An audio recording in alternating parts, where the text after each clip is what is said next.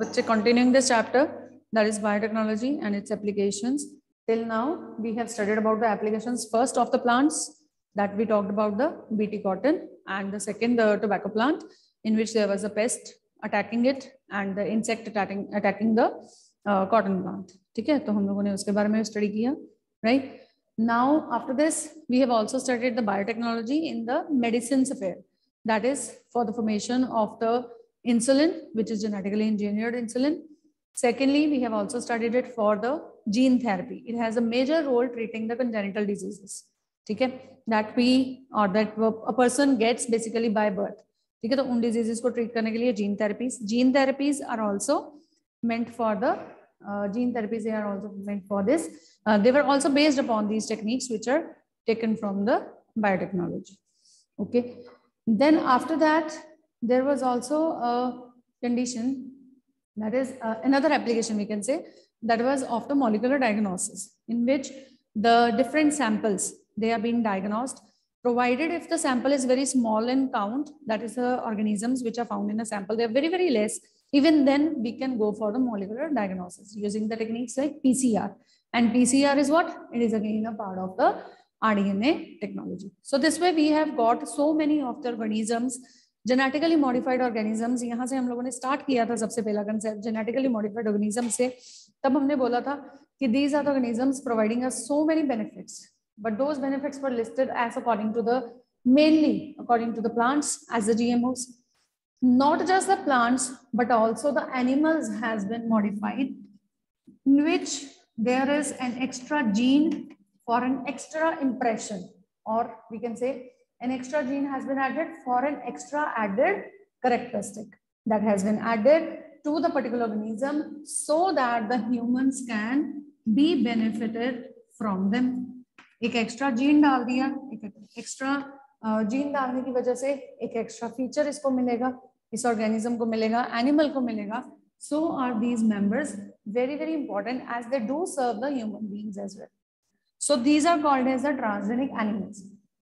Animals की बात करें तो सबसे ज्यादा जो ट्रांसजेनिक्स में एनिमल्स तैयार किए गए हैं by introducing the new gene, ठीक है, extra gene with an extra characteristic, that has been maximally it has been done on the mice. Otherwise it can be all the transgenic animals can be different, like आप लोगों ने रोजी काऊ के बारे में भी सुना हुआ, ठीक है. So they can be cows, they can be cattles, they can be any of the animals including the mice and the monkeys, ठीक है. तो माइस सबसे ज्यादा मतलब यूज हुआ है बायोटेक्नोलॉजिकली और मॉडिफाई हुआ है according to the needs which we require. Humans को जो चाहिए था उसके हिसाब से उन्होंने अपनी जो है एक्स्ट्रा जीन्स जो है वो डालनी शुरू करी as per the experimental processes, ठीक है. तो what were those benefits we can say, और what were those points for which these animals have been modified और माइस हैज बीन मॉडिफाइड से, ठीक है. तो क्या पॉइंट्स हैं जिसकी वजह से ये मॉडिफिकेशंस देनी पड़ी, एनिमल्स को ट्रांसजेनिक बनाना पड़ा, क्या क्या हम लोग को बेनिफिट्स मिले इन ट्रांसजेनिक एनिमल्स से. What are those benefits? Number 1 is that is for the testing of chemicals, chemical safety testing means whether a chemical which is going to be introduced into the human body or any of the other organisms body, whether maybe that is for the treatment only, है ना. कोई भी chemical अगर introduce किया जाएगा artificially, तो that chemical is it safe to be used by that particular organism. Say कोई भी हम लोग ने अगर सपोज वैक्सीनेशंस का पॉइंट अलग बनाते हैं, वैक्सीन सेफ्टी, ठीक है. अगर कोई भी केमिकल्स इंट्रोड्यूस किए जाते हैं, say any of the enzymes are been added, any of the hormone is been added, जो आप लोगों ने प्रो इंसुलिन बनाया, प्रो इंसुलिन से इंसुलिन बनाया आफ्टर मैच्योरिटी, क्या वो इसके अंदर इंसर्ट करने पे, बॉडी के अंदर इंसर्ट करने पे कोई टॉक्सिक प्रोडक्ट्स तो नहीं जनरेट कर देता, कोई हार्मफुल थिंग तो नहीं हो रही है, कोई रिवर्स इफेक्ट्स तो नहीं आ रहे बॉडी के. तो ये सब चेक करने के लिए सबसे पहले क्या है, केमिकल सेफ्टी टेस्ट किए जाते हैं कि वो केमिकल्स सेफ हैं यूज के लिए कि नहीं. और अगर वो केमिकल्स कोई साइड इफेक्ट्स इन एनिमल्स में नहीं देते हैं, ट्रांसजेनिक एनिमल्स में नहीं देते हैं, तो वो ह्यूमंस में भी नहीं देंगे. फॉर एग्जांपल, अगर हमने किसी एक स्पेशल और स्पेसिफिक किसी डिजीज के लिए या कोई हम लोगों ने किसी ट्रीटमेंट के लिए, ट्रीटमेंट पर्पसेस से हमने ये केमिकल इंट्रोड्यूस किया, तो वही वाला जीन उस अगेंस्ट जिसके हम लोग यूज कर रहे हैं, वो वाला जीन इस एनिमल के अंदर डाल दिया जाएगा and then it is tested for the chemicals safety, ठीक है. Similarly, if any of the pathogens are being introduced into the body, ठीक है। उसके अगेंस्ट अगर आपको कोई मेडिसिन डालनी है, उसके अगेंस्ट अगर आपको कोई मेडिसिनल प्रोडक्ट्स डालने हैं बीज के अंदर, उस ऑर्गेनिज्म के अंदर, तो वहां पे भी वो मेडिसिन, वो ड्रग्स जो हैं, वो जो केमिकल्स अब यूज कर रहे हैं, वो भी पहले चेक किए जाएंगे ना, whether they are suitable to the body or they are creating any of the adverse effects. ठीक है, तो ये चेक किया जाता है. Similarly, they are also used for vaccine testing. Vaccine testing, that is, अगर vaccinations कोई new बनाई गई हैं for any of the diseases, any of the disorders, any of the prevailing conditions, ठीक है, कोई भी अगर हमारे पास vaccines हैं, before treating it to the or before giving the vaccine directly to a particular human being, it is first tested again. ठीक है, तो उसकी टेस्टिंग करी जाती है वैक्सीन की. वैक्सीन सेफ्टी, आप इसमें वैक्सीन सेफ्टी टेस्टिंग लिख सकते हो, not just vaccine testing, you may write vaccine safety again. So this is vaccine का सेफ्टी लेवल चेक किया जाता है, whether they create any harmful product when they are inside the body और not. ठीक है, बॉडी के अंदर जाके ये वैक्सीन कोई प्रॉब्लम तो नहीं क्रिएट करेंगी. अगर कोई केमिकल्स अंदर हमारी बॉडी के अंदर जाते हैं, how do they react? Are they going to produce more of the antibodies? Are they going to produce lesser of the antibodies? Are they working as per our requirement or not? है ना, अभी जैसे Covishield वगैरह बनी है, Covaxin बनी, तो ये सारी वैक्सीन पहले से लेबोरेटरी टेस्ट किए गए होंगे इनके, है ना. लेबोरेटरी टेस्ट कैसे करेंगे?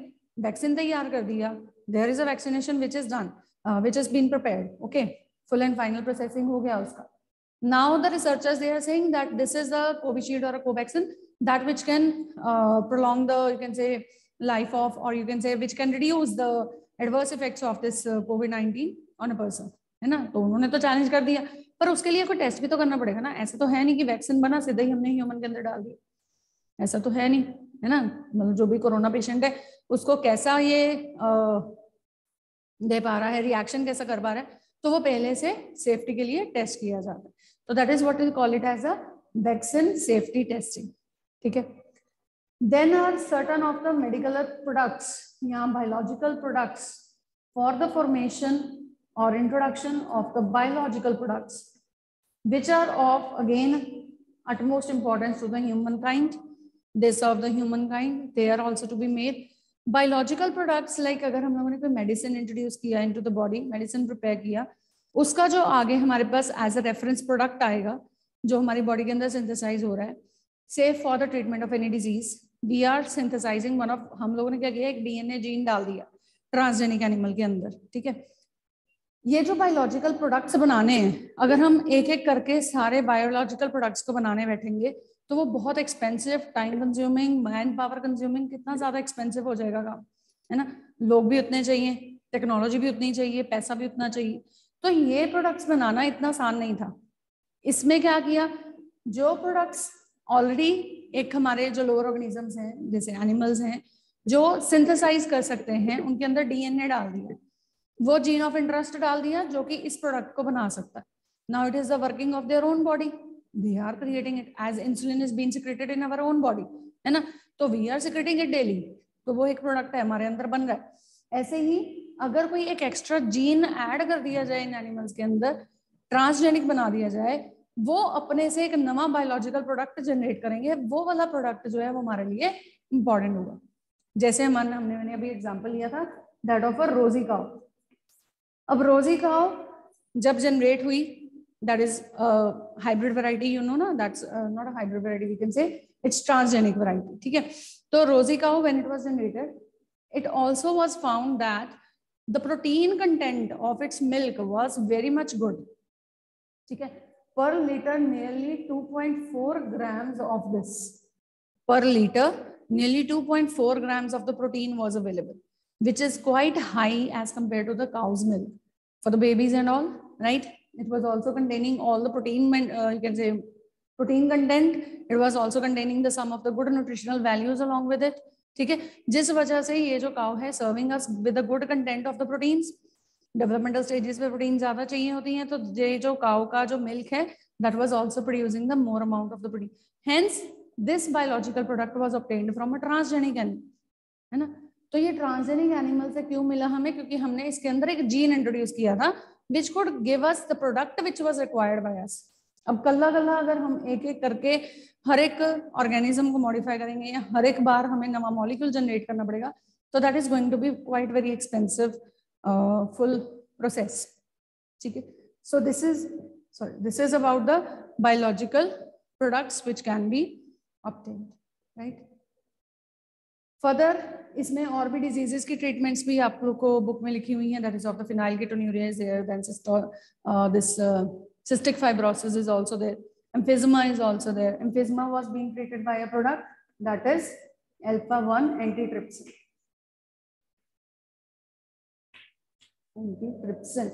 So this was a product which was used against the disease that is emphysema. ठीक है. Coming to the next, that is after biological products are being obtained. ये एक एग्जाम्पल, सेकेंड एग्जाम्पल रोजी cow की, और बाकी सारी डिजीजेस जो ट्रीट हो सकती हैं, phenylketonuria, यहाँ से cystic fibrosis, ठीक है, that can be also treated. Okay, next is for the study of the diseases. Diseases को study करना, ठीक है, study of diseases, different diseases को study करना. For example, जो डिजीजेस, जैसे हम लोगों ने अभी ये कोविड वाले एरा में ही सुना कि this is caused by a virus whose vaccine is not yet prepared. ये शुरू में आता था ना, ये वाला कंसेप्ट आता था कि इस वायरस के अगेंस्ट अभी तक तो वो वैक्सीन बनी भी नहीं थी, ये वो वाला वेरिएंट है. ठीक है. इसी वजह से इतना ज्यादा लॉसेस हुए 2 साल में, कितना ज्यादा चेंज हो गया सब कुछ, है ना. So that is because this disease that was not studied ahead, पहले उसके बारे में स्टडी नहीं किया गया था, है ना. वो तो वेरिएशन आ गया, लिविंग ऑर्गेनिज्म में वेरिएशन आ गया, जिस वजह से आगे आगे बहुत ज्यादा डैमेजेस होने शुरू हो गए. ठीक है. But this was not been studied earlier. For any diseases like any of the diseases, emphysema है या phenylketonuria, कुछ भी डिजीजेस है. अब इन डिजीजेस के लिए ह्यूमंस क्या हैं, पहले से प्रिपेयर्ड भी होते हैं. ठीक है. कोई कैंसरस कंडीशंस हैं, पेशेंट है वो ठीक है, उसको ट्रीट करना है, लेकिन जब तक नहीं भी है तो उसके लिए पहले से कुछ ना कुछ ट्रीटमेंट के लिए तैयारियां करी जाती है ना. If such a thing happens to the human body, what will be the treatment process that we will be generating. ठीक है. वो बात अलग है कि मैक्सिमम जो हमारे पास मेडिसिन वगैरह जो तैयार हुई हैं वो on the onset of the diseases, पता लगने के बाद. लेकिन आजकल की जो रिसर्चेज है वो इस तरह से हैं कि हर तरह के ऑर्गेनिजम्स के अगेंस्ट जो है वो मेडिसिन तैयार करनी शुरू कर दी है लोगों ने, है ना. तो जो रिसर्चर्स है they are working of the on these particular various kinds of the diseases which can happen. अगर कोई डिजीज होती है तो उसके लिए ये ट्रीटमेंट देना है. तो ये कैसे करेंगे, पहले से ही ऑल्टर्ड जीन्स जो है एनिमल्स में डाल दी जाती हैं, उसके एडवर्स इफेक्ट्स चेक हो रहे हैं, उसके ऊपर ट्रीटमेंट क्या दे रहे हो आप वो चेक हो रहा है, and hence finally we are getting that knowledge, है ना. So that is the study of the diseases. So is also the physiological और द डेवलपमेंटल बिहेवियर. ठीक है. नॉर्मल फिजियोलॉजी अगर हमें पढ़नी हो किसी ऑर्गेनिजम्स की या उसकी डेवलपमेंट हमें पढ़नी हो, ठीक है, we need to know how this organism, say COVID, ये हमारा जो है कोरोना वायरस है, what is the physiology of this organism, what is the physiology. अब ये ऑर्गेनिज्म मिला ह्यूमंस में, ठीक है, आइडेंटिफाई हुआ, सिम्टम्स आए, एकदम से बहुत ज्यादा भयानक रूप ले लिया इस डिजीज ने, है ना.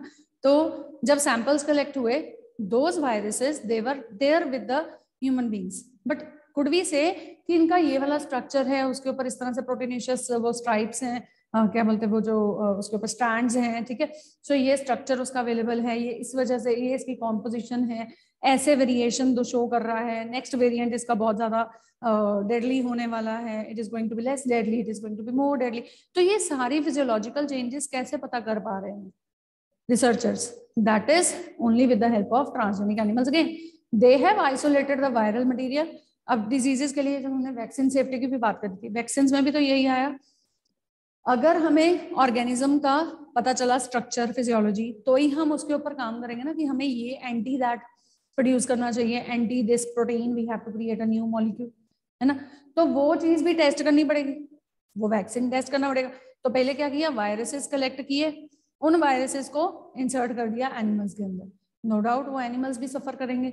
ये एनिमल्स के अंदर जब इंसर्ट किया, चेंजेस आई, तो वैक्सीन जो तैयार की वो ट्रांसजेनिक एनिमल्स के अंदर डाल के चेक करी गई क्या इसका इफेक्ट रिड्यूस हुआ या नहीं हुआ.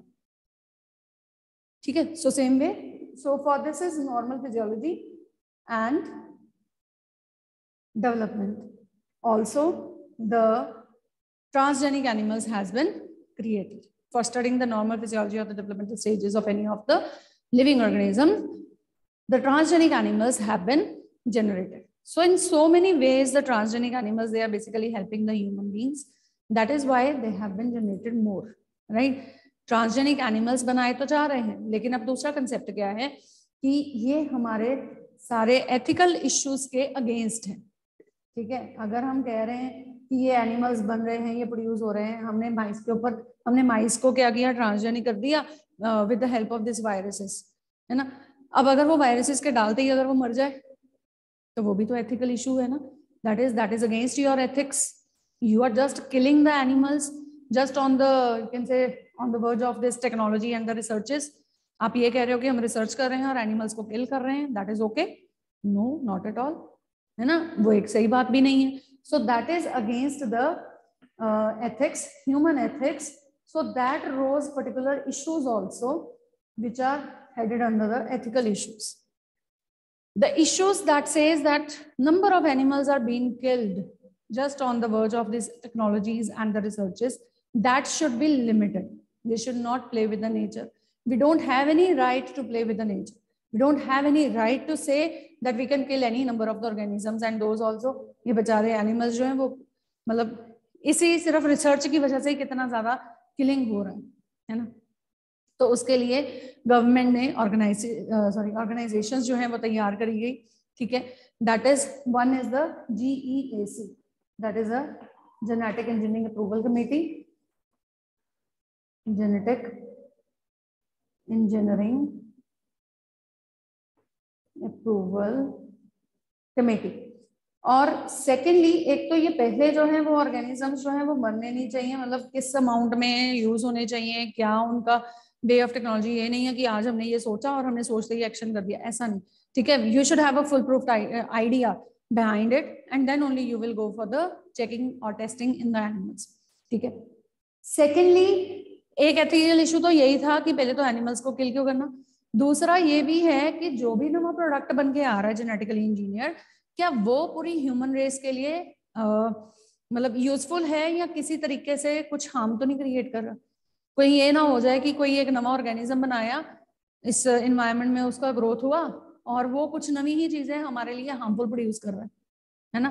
कुछ एक ऐसे केमिकल्स प्रोड्यूस कर रहा है कि वो एनिमल कोई उसके पास जाता है वो मर जाता है, या कोई आदमी भी कोई इंसान जाएगा वो मर जाएगा। तो वो ऐसी चीजें तो नहीं प्रोड्यूस कर रहा है ना। तो उसके लिए ये GEAC एक जेनेटिक इंजीनियरिंग अप्रूवल कमेटी तैयार करी गई, जो कि इन चीजों का खास ध्यान रखेगी कि एटलीस्ट जो प्रोडक्ट्स बन रहे हैं they are first full and final tested and then they are publicly made. ठीक है, मतलब उनको पब्लिकली तब दिया जाएगा अगर उसका कोई एडवर्स इफेक्ट ना हो। ठीक है, ऑल्सो जितनी जेनेटिकल इंजीनियरिंग हो रही थी they are also been played by the, और you can say they are also been protected by certain patent rules. ठीक है, अगर इन केस अगर जैसे हमने कोई प्रोडक्ट नवा बनाया, लेट्स से मैंने कुछ नवा प्रोडक्ट बनाया, that is for me it is very useful to the human kind. ठीक है, हो सकता है उसके अंदर कुछ ना कुछ changes chemical with the time आ जाए, within a few days कोई केमिकल चेंजेस आ गई, जब बनाया तब तो बहुत अच्छा था, लेकिन जब वो थोड़ा सा टाइम लगा तो अंदर ही केमिकल्स की रिएक्शंस हो गई। अब वो पेटेंट मेरे नाम पे है अगर, तो वो क्या है, आगे प्रोडक्ट तो खराब हो गया ना पब्लिक के लिए। पब्लिक जो है they are suffering with some diseases और सो। ठीक है, तो वो क्या है, that is a case against me then, मतलब उस इंसान के अगेंस्ट वो केस जो है वो दर्ज किया जाएगा कि ये प्रोडक्ट इस बंदे के ऊपर था, इसने बनाया था, इसने सिंथेसाइज किया था। Now that person has to justify what had happened and what is the reason behind it. ठीक है, तो दूसरी बात ये भी है, पेटेंसी क्यों लगाई जाती है, पेटेंट्स क्यों दिए जाते हैं। जैसे सपोज मैंने ही कोई नया प्रोडक्ट बनाया and if I have created one full variety and you as a person who don't have the much of the knowledge of the technology, आपने क्या किया, आपने उसी प्रोडक्ट को उठा के अपने नाम का लेबल लगा के सेल करना शुरू कर दिया। That is against the rules of patent. ठीक है, if it is on my name, if the product is on my name, it has been patented on my name, you can't use it, that is illegal. ठीक है, using anybody else's product by any company or by any individual, using somebody else's product, that is purely called as biopiracy. This is strictly against the rules. क्यों? क्योंकि अभी हमने क्या बोला कि अगर किसी के पास किसी के नाम के ऊपर अगर पेटेंट है तो वो होली सोली रिस्पॉन्सिबल है। आप इसको उठा के अपने लिए कुछ भी चेंजेस ले आओ, हो सकता है आपने जो प्रोडक्ट बनाया उसमें आपने हल्का सा चेंज किया, लेकिन that is very dangerous, it is acting as a cancerous material. ठीक है, तो वो क्या है, that is against the rule and that is called as biopiracy. ठीक है, that is purely against the rule and the person committing this particular biopiracy, they are punished properly, they are imprisoned or they are fined heavily, that is for making these particular changes. ठीक है, or getting somebody else's idea of technology specifically involving the biological products, मतलब living organism. जब living organisms की बात बीच में आ जाती है then you should not have this particular view. ठीक है, so this was the last of this biotechnology. So with this we finish this chapter as well as your full syllabus for term 2. Okay, term 2 syllabus of bio has been finished. It had 6 chapters. We have covered all of those. We have covered the 2 chapters, biodiversity and its conservation, organisms and populations. Then the 2 chapters of human health and diseases, and another one was that of the microbes in human welfare. We have done. And now the 2 chapters, that is of biotechnology 1 and 2, principles and processes and applications. Right? So from Monday, we'll be having the revisions. If you have any doubts, you can ask me for today. Yes.